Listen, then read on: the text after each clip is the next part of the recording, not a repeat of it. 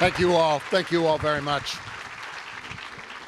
Let me tell you, without the enthusiasm, the intelligence, and the effort day in and day out, when sometimes lawyers stood in the way, when sometimes roadblocks stood in the way, we wouldn't be standing here today about to sign a historic executive order to create greater opportunity for all New Jerseyans without Bonnie Watson Coleman, and I thank you very, very much.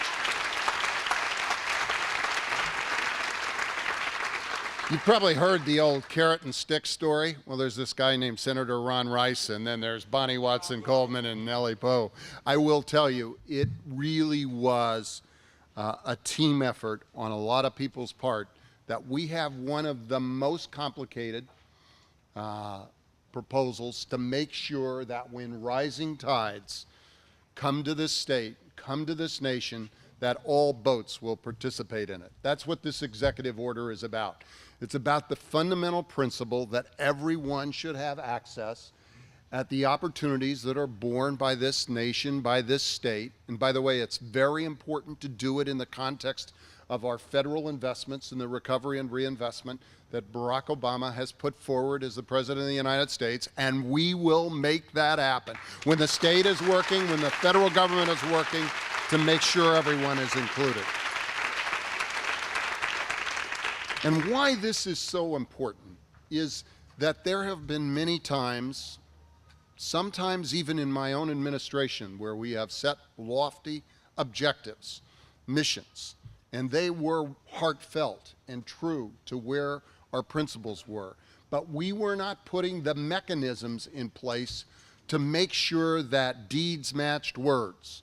And we've made progress. We're up from 4% to 8.5%, but we are not, if you look at the numbers and you look at the internal dynamics of that, we are not achieving the goals and objectives that all of us truly want to see in our great state, in this great country. And we will make it happen. This executive order will lead us to that position. It is great work, and I am proud that we're putting it in place.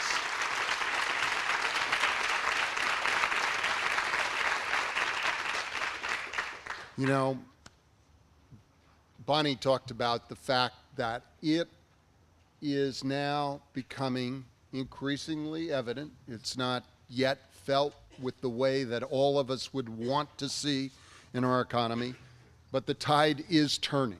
The tide is turning. 13,000 private sector jobs in the state of New Jersey last month. And we have lots of great opportunities going on in this state. We have the single biggest public works project in the country in that new tunnel under the Hudson River. We need to make sure everybody is working at that tunnel, not just those that have traditionally had access to those jobs. We're widening our turnpike in one of the larger construction projects in the country, the turnpike, the Garden State Expressway, the Parkway, and the Atlantic City Expressway. We've got jobs that we are putting in the ground and around this state day in and day out. We have the single largest school construction program in America. We've got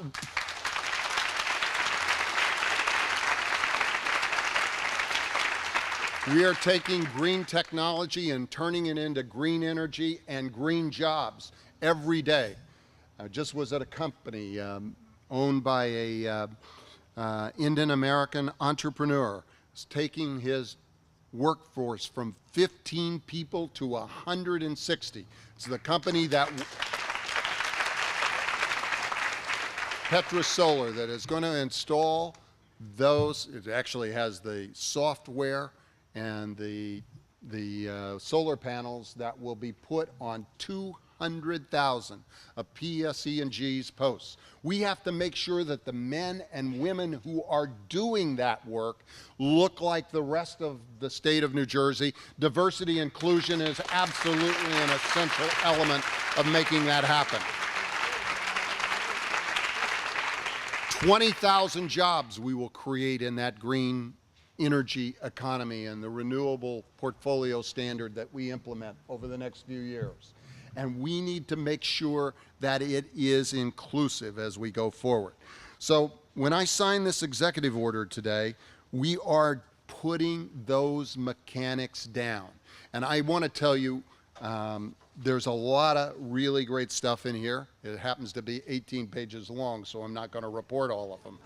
But let me just say that it establishes goals for the 109 state agencies, authorities, colleges, and universities, and commissions to contract with minority and women-owned business consistent with the recommendations that came out of our disparity studies.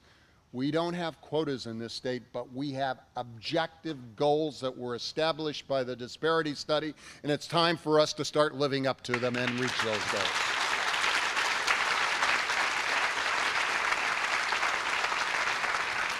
It's also time that not only is it contracts, but it's contract dollars that we follow, and not only is it contracts and contract dollars, but it is jobs. The jobs that are associated with this. And we are going to track those jobs, and we're going to find out what we're doing, but we want to make sure that the state of New Jersey makes it known every time that a stimulus dollar, state or federal, is offered, those job opportunities are posted in a way that the public can find them.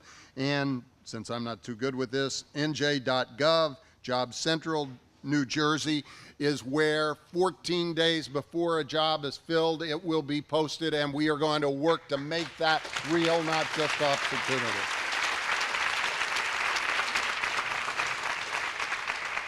And there are a lot of other assurances and other elements a part of this executive order, but this is real.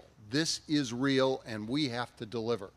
And I want to tell you that the one thing that I believe needs to be added to this disparity study, and I made this commitment to Senator Rice, to Assemblywoman Poe, and Bonnie Watson Coleman, and anybody that will listen. We need another disparity study. And I promise you that as soon as this election's done, we need to get it done in effective certainty so that people have confidence in the numbers we have. Disparity studies are a very simple concept. Find out how many people do this work, how many companies are in, and then look at that relative to what we're actually doing. You know, we can grade ourselves much more effectively, and we need to have certainty that the numbers that we are using are the right numbers. This is the old theory in technology, garbage in and garbage out. We want to make sure we know in the most diverse state in the country, where we have more people participating in all aspects of life, that some of those numbers don't look like the reality. We've got to get them right and make sure that we're growing to meet it, and we will do that in the coming year. Let me just say, none of this gets done because of a governor. This, like so many issues, is not about an individual. Can help make those things happen, but I got to tell you, as I alluded to, Senator Rice has been an enormous advocate to make sure, I was going to say something else. He's been an enormous advocate to make sure that we move from point A to point B to Z. Believe me, nobody is stronger in expressing his point of view. Nellie and Bonnie, truly. And let me also compliment, because, you know, we have a world that exists, and we need to have people move to change to meet the changing world, the right world that we all believe in. And no one other than Billy Mullins and the building trades has worked harder to make this happen, and I appreciate what is the laborers and the carpenters, that making sure that we translate the reality of this into faction. I know there are people here from the Latino Leadership Alliance, the NAACP, the Black Issues Convention, African American Chamber of Commerce. I see my friend Daniel Hara from the Hispanic Chamber of Commerce. All of these groups have been a part of this. I see my friends in the mayoral community here as well, who have stood firm to make sure that their communities have access at these opportunities. And I'm thrilled, Mayor Palmer, Mayor Smith, I really, I want to say thank you to all of you for what you do. It is essential that we work together. This is not just a state issue. This is something that we have to move down into every aspect of our communities if we're going to be successful. And I know with all of you making sure that we held accountable through our Division in Women and Minority Business Development, through the Office of Supplier Diversity, through the Office of Public Contract Compliance. We have a structure. We have the numbers. We have the goals. Now it's time to get the work done and live up to the obligations that are so important for us to make sure that New Jersey's an equal opportunity place for every New Jersey citizen. God bless you all. Thank you. There we go, guys. We have an executive order.